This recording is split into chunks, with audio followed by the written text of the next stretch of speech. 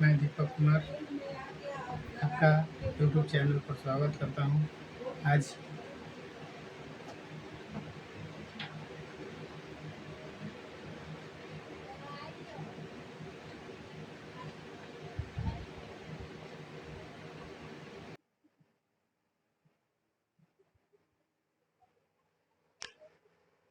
मैं दीपक कुमार आपका YouTube channel पर स्वागत करता हूं।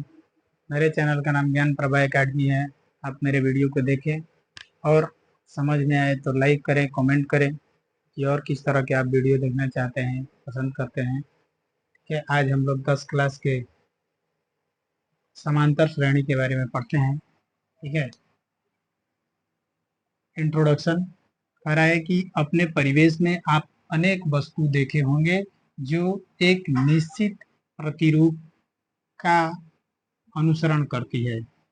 कोई भी वस्तु या अपने घर में कोई भी वस्तु को हम लोग रखते हैं तो एक क्रम में सजाकर अनुसरण में रखते हैं।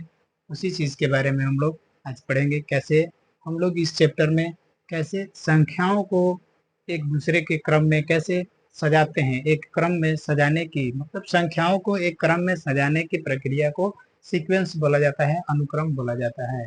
ठीक है, जैसे ठीक उसी प्रकार हमने लिखा है कि एक निश्चित अनुक्रम अनुसरण करने वाली संख्याएं भी लिखी जा सकती है, जैसे 2, 5, 8, 3। यहाँ एक अनुक्रम है जो कि हर टर्म में, हर आने वाली अगली संख्या में क्या हो रहा है, 3 का वृद्धि हो रहा है, +3 का क्या हो रहा है, वृद्धि हो रहा है। जैसे 2, 2 से 3 बड़ा 5, 5 से 3 बड़ा 8, 8 से 3 बड़ा 11, 11 से अगली संख्या क्या आएगी, 3 बढ़ाएंगे तो 11, 3, 14। इस तरह से आगे बढ़ते चला जाएगा। तो यह एक क्या है, अनुक्रम है।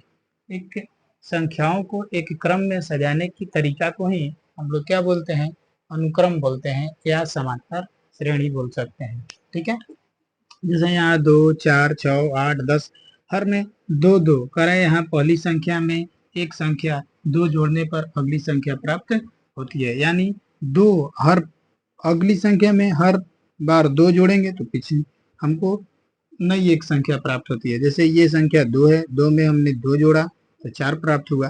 फिर 4 में हम 2 जोड़ेंगे, हर पिछली संख्या में 2 जोड़ते हैं तो हमें क्या प्राप्त होता है, अगली संख्या प्राप्त होता है। तो इस तरह से हम इस क्रम को हम बोलते हैं अनुक्रम या बोल सकते हैं समांतर श्रेणी। यही हमारा परिचय था।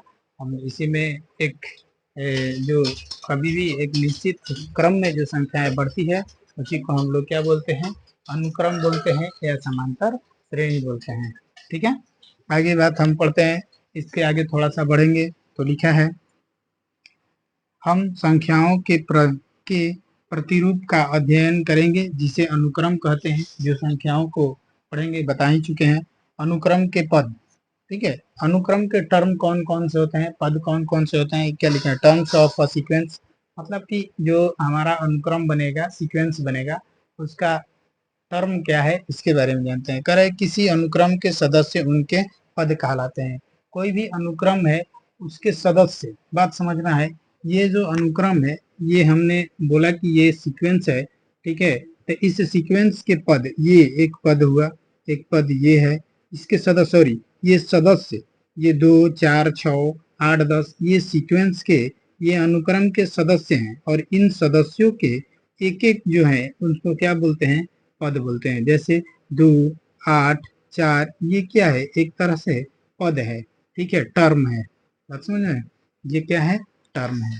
ठीक ना, अरे किसी अनुक्रम का पहला, दूसरा, तीसरा पद T1, T2, T3, मतलब हम मैथ की भाषा में इसको T1, T2, T3 या A1, A2, A3 ऐसे से इस तरह से व्यक्त कर सकते हैं। ठीक है, किसी अनुक्रम का nवां पद सामान्यतः व्यापक पद कहलाता है और इसे Tn के द्वारा, Tn से व्यक्त किया जाता है। किसी अनुक्रम का nवां पद जिसको हम लोग Tn के नाम से जानते हैं। ठीक है, जैसे बोल सकते हैं वह यहाँ पर एक जो है एक जो है T1 एक पद है।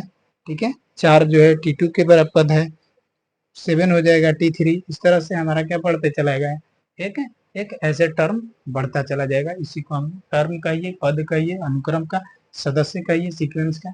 ये हमारा आज का परिचय रहा। ठीक है, इसके आधार पर हम आगे फिर पढ़ेंगे।